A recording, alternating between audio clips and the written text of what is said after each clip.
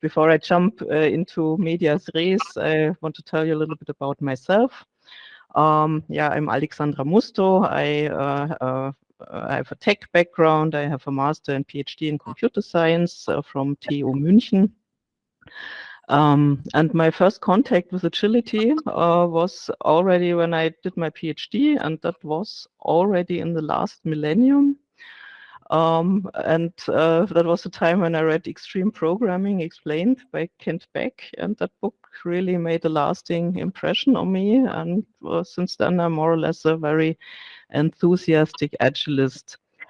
Yeah, and these days I'm specializing in healthcare, in applications in the healthcare sector.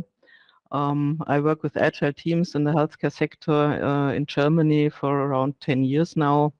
And during these 10 years, I did a couple of software products, mainly software as medical device, or not even mainly only software as a medical device, meaning standalone software products that are medical devices in a wide range of applications, from pregnancy over drug prescription to management of chronic diseases via telemonitoring, and also a couple of patient apps.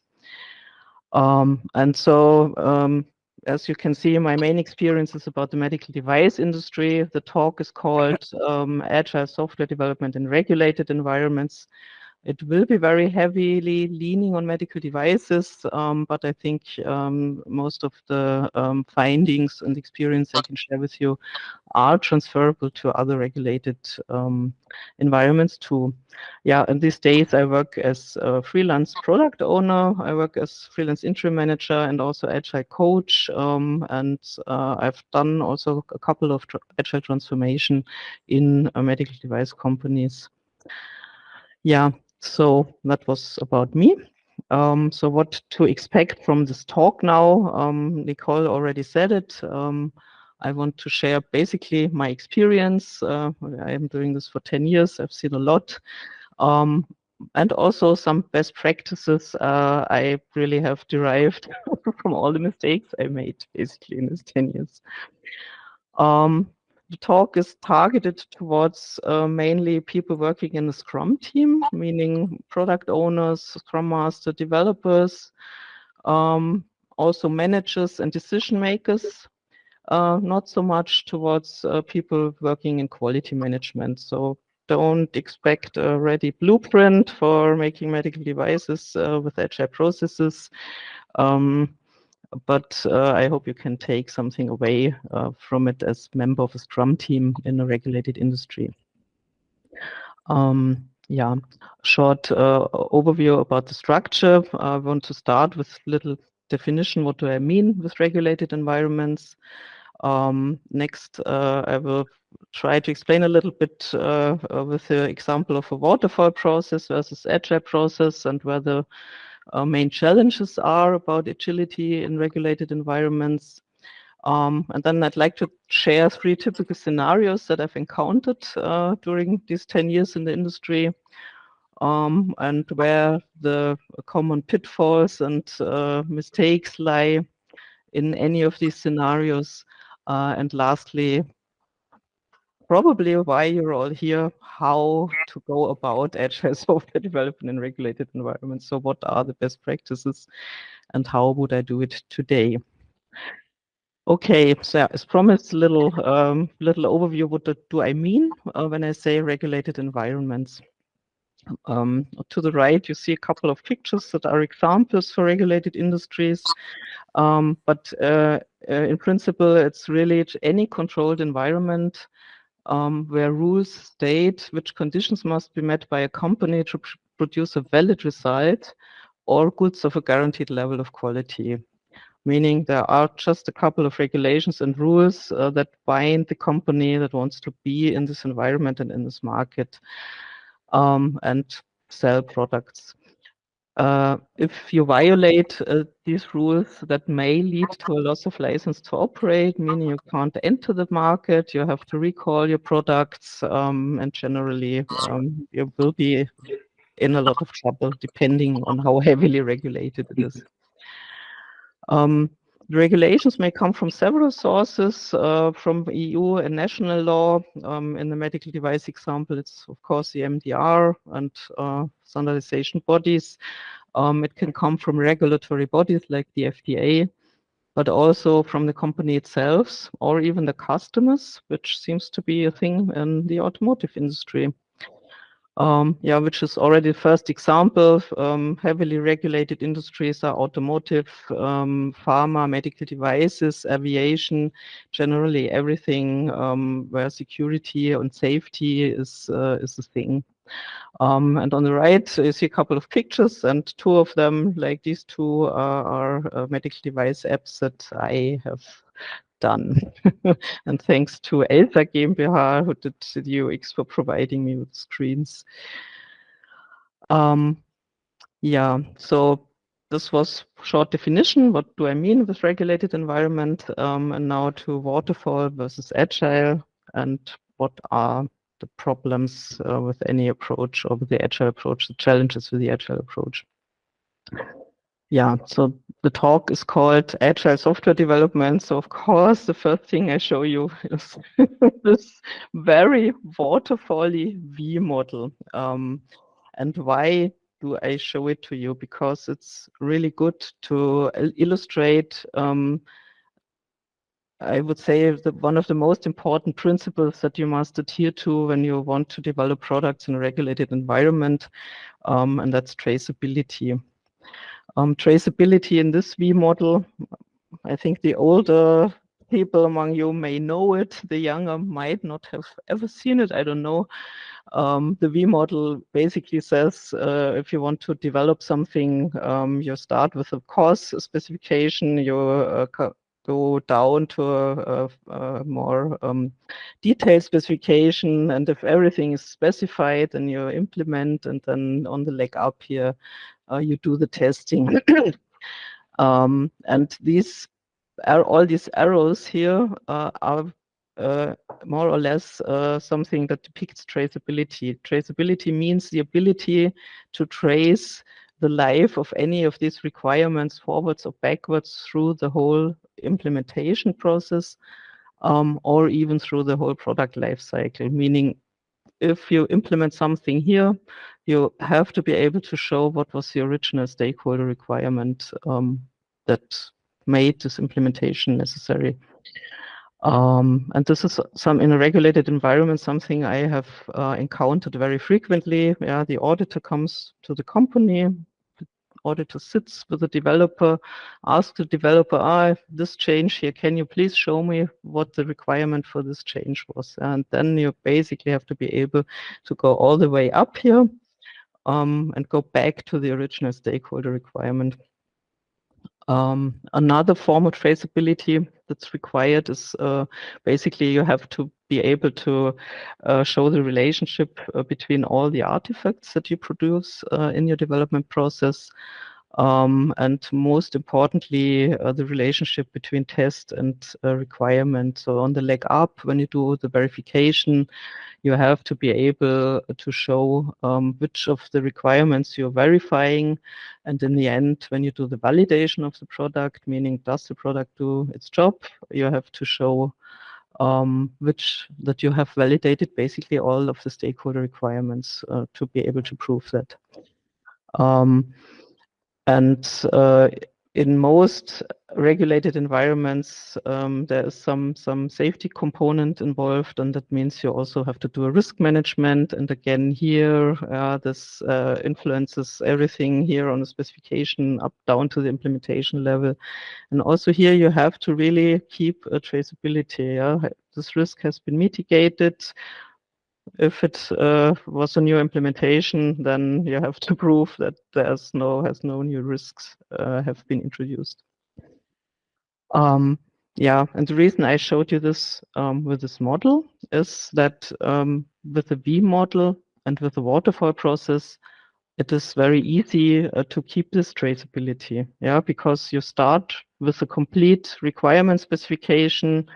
Then you derive a functional specification, and the specification gets more detailed and more detailed until you start the implementation. And when everything's done, you go here on the leg up and do all the verification and validation. And there's not a lot of change happening in this process. Everything stays pretty fixed.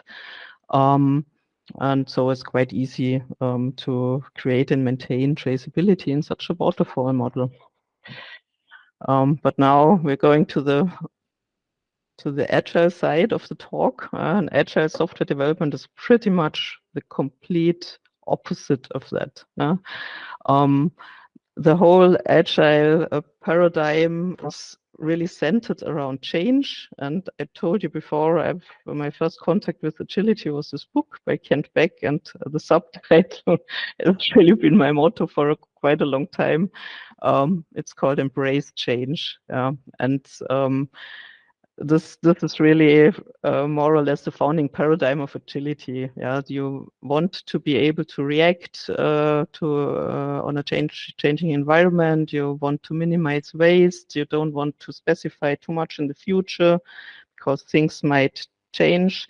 And another really important principle of that is that you want to have a lot of empiricism in agility, meaning you don't want to specify half a year, then implement a year, then test half a year, and then deliver something that might not be a good market fit, right?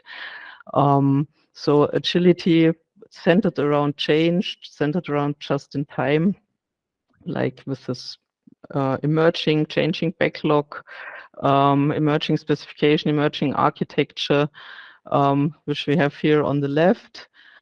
But if you are working in a regulated environment, then this is really what is required very frequently by the standard is the complete opposite. Yeah. So for example, here I have the example of the IEC 62304. This is a standard for software lifecycle processes for medical device software. And this standard requires that all the stakeholder requirements have to be complete before you start. Yeah? So you cannot just start with a backlog that's 3 sprints full. That doesn't fly. Yeah? So this just-in-time specification, very difficult. Also, it requires a software development plan, also something that's not foreseen in agility. It requires an upfront architecture. You need that also for risk management. This is also totally contradictory to what we do in agile processes.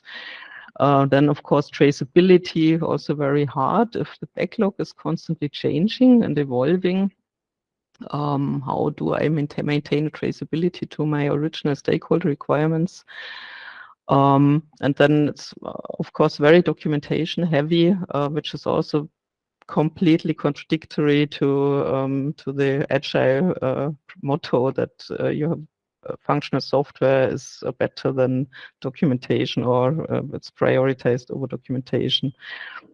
Yeah, and the last thing that's in agile software development, not really a principle, but it's something that that's heavily encouraged is continuous, is frequent or even continuous deployment. Yeah, you want this empiricism, you want to deliver frequently to the customer to really confirm that the increment that you have produced has value.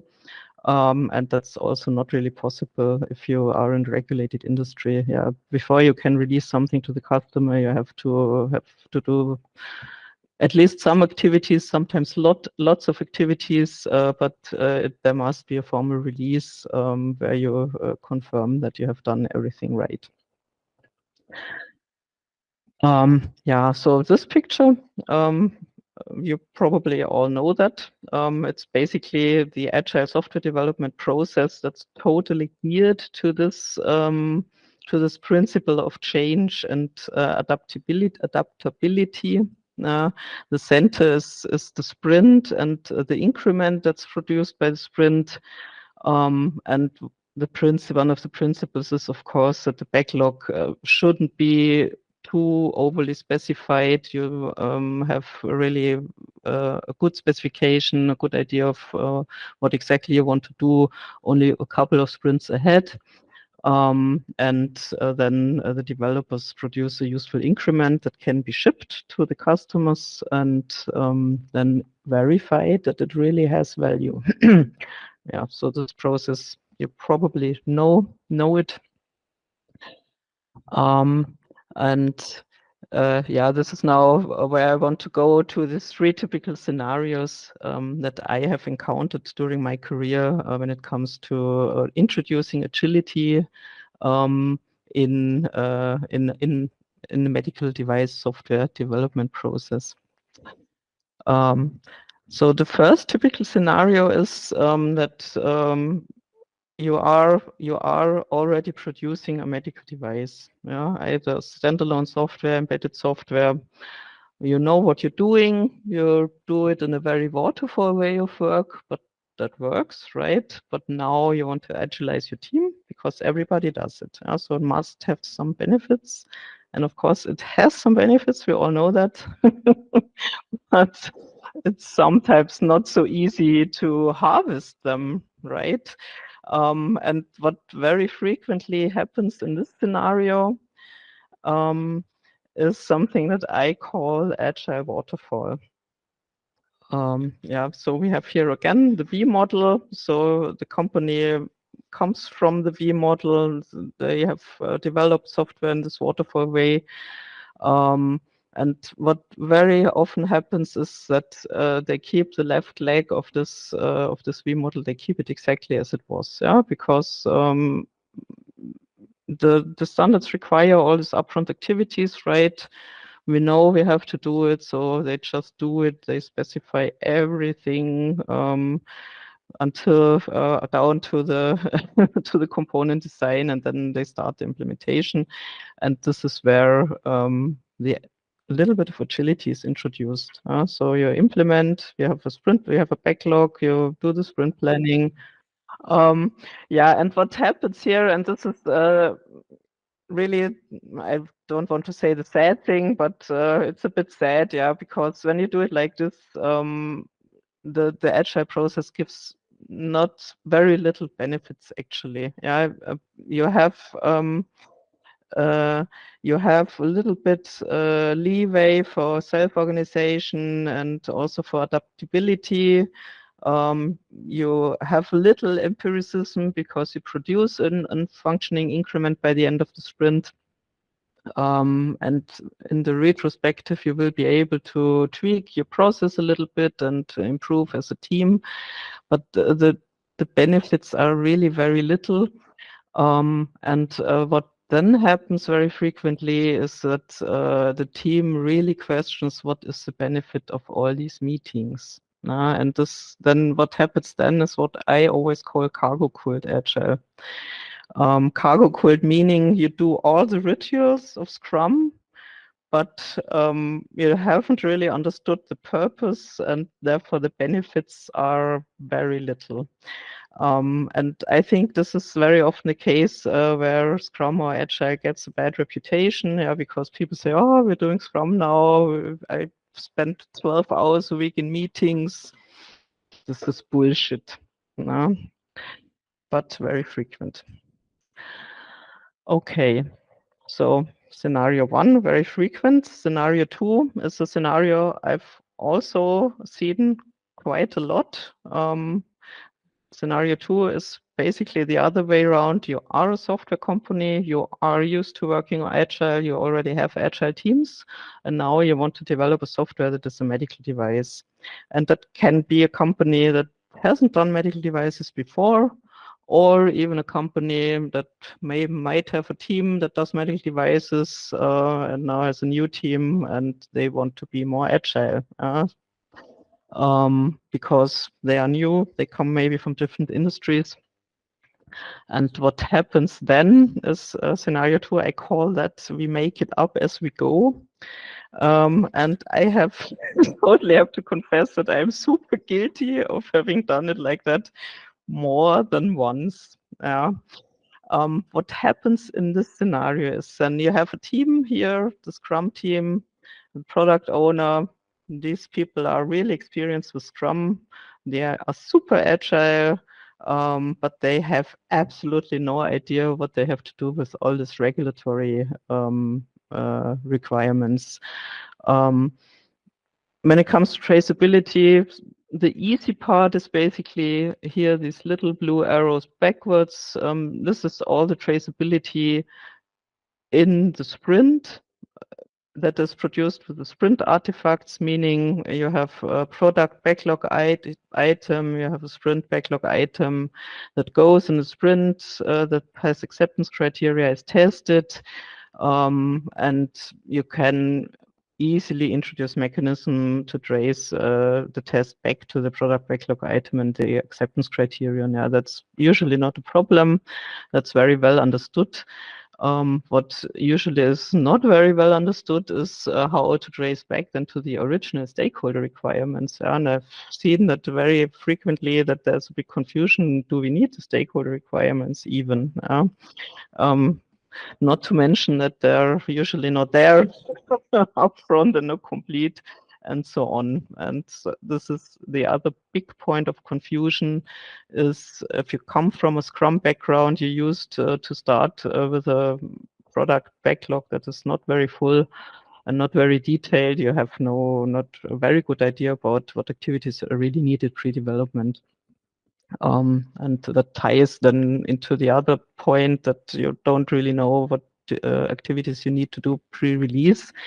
And what usually happens in this scenario is if you haven't done very much pre-development, because we're agile, right? Then you have to try to produce everything afterwards. And this is also very hard and also not super agile, believe me, yeah, because it takes a very long time. If you do it like that, takes a very long time to bring a done product increment or done product to the market, actually, and to the customer.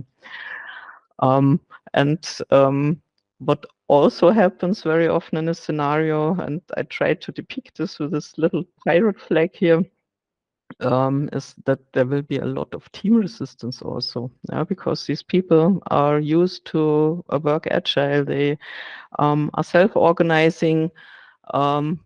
They don't want to do all this planning and documenting and traceability and keep everything traceable. And this team resistance is not to be underestimated, especially if you don't really know why you do it. So I personally have spent 4 weeks with one of these teams to try to find out whether we can do continuous deployment with a medical device, and it took us 4 weeks to decide, no, it's not possible.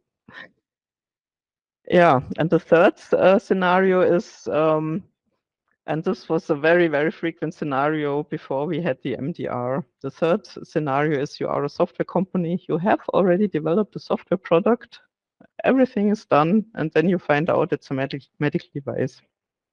And this was pre-MDR, pre-EU medical device regulation. This was not so bad, really. So it was at least doable, yeah, to get all the technical documentation and everything ready, because very frequently standalone software was a class 1 device, and the regulations were not so strict.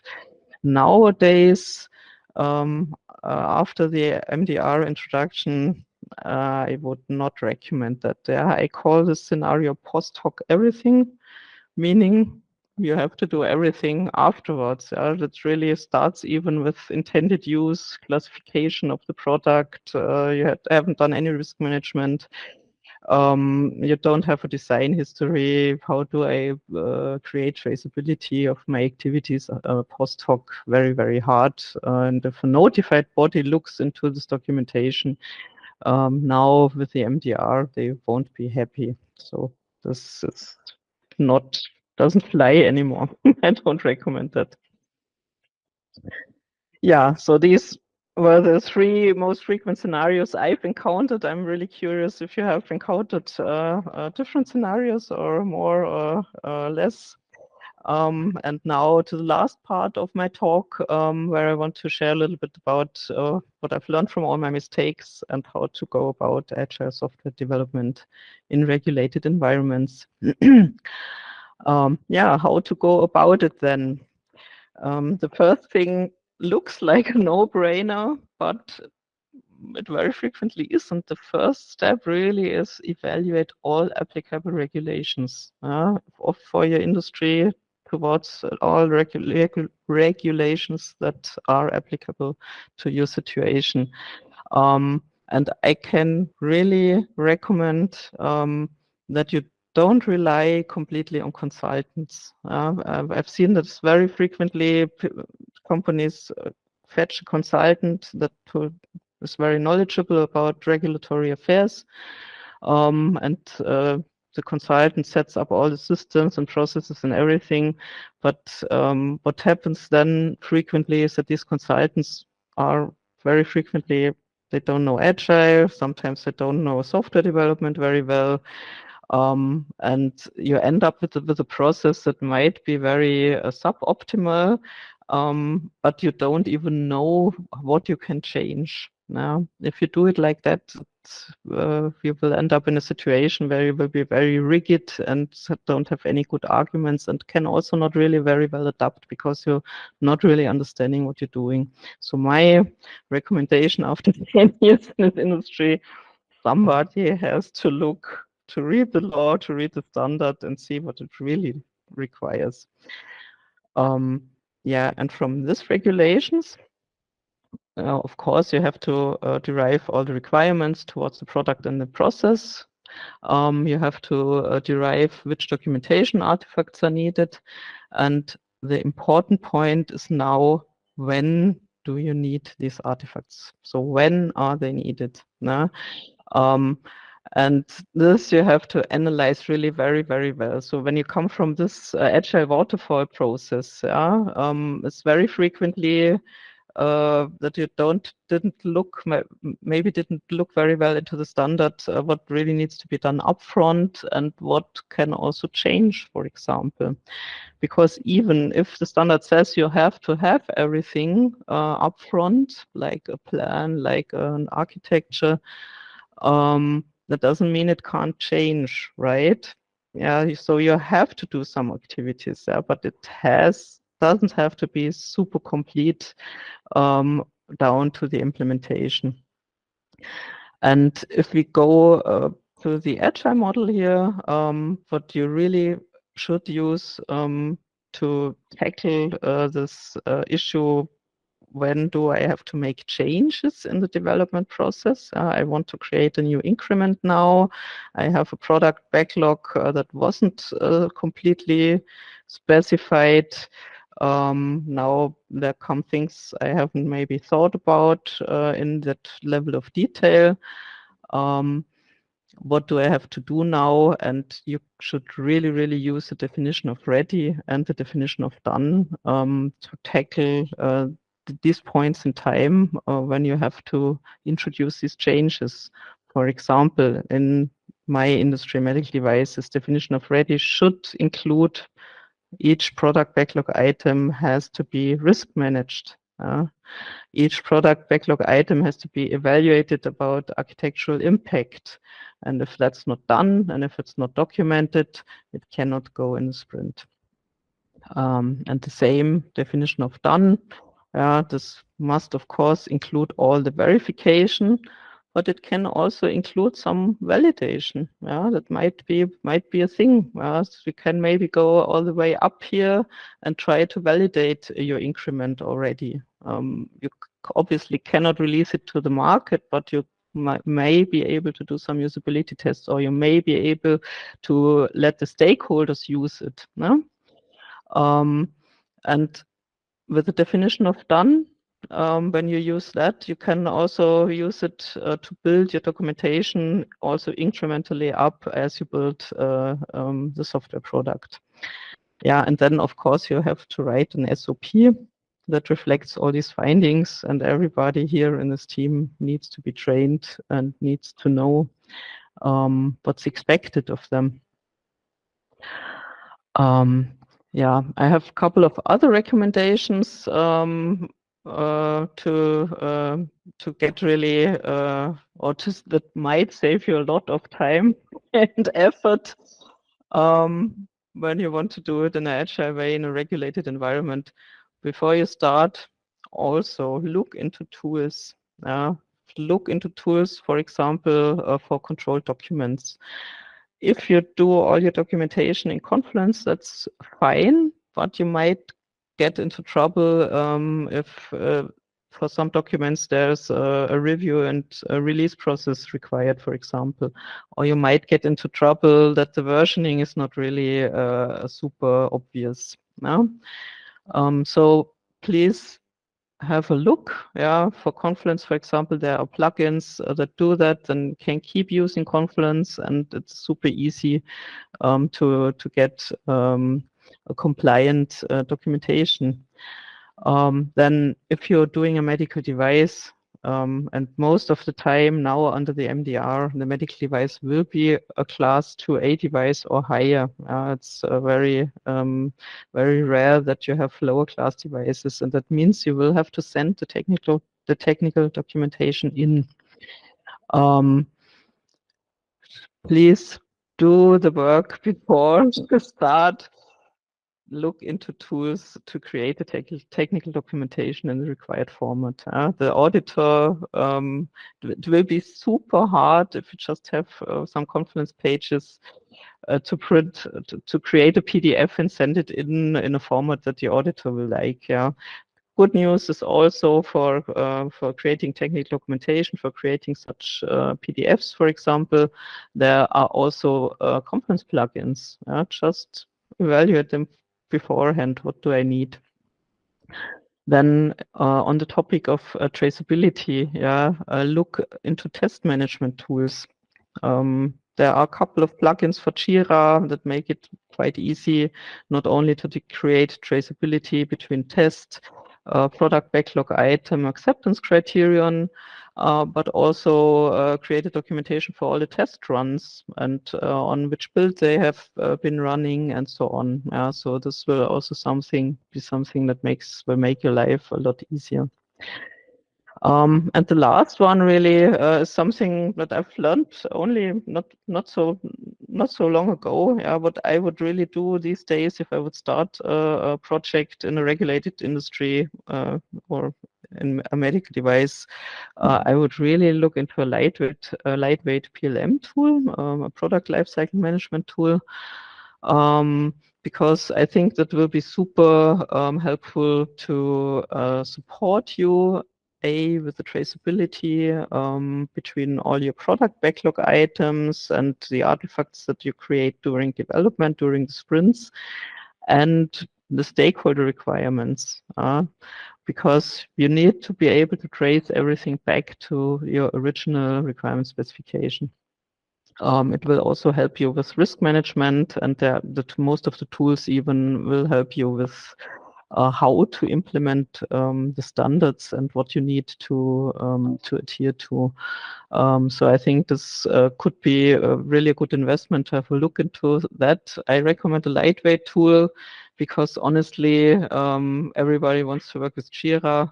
Don't take a tool that wants to replace Jira. I think that will be a disaster. Couple of other recommendations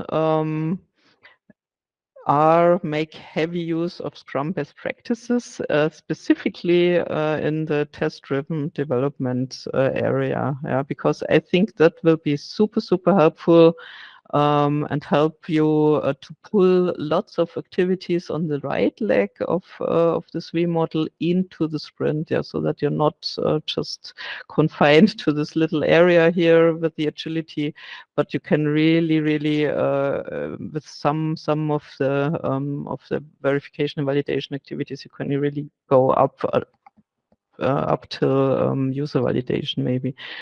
If you have stakeholder requirements that are suitable for behavior-driven development, where you can write a test, an automated test, please do it for the love of God. You will have it in the regression test suite. It will run with every build, and you can be super sure that you didn't break stuff that has been already working as you build your new increment.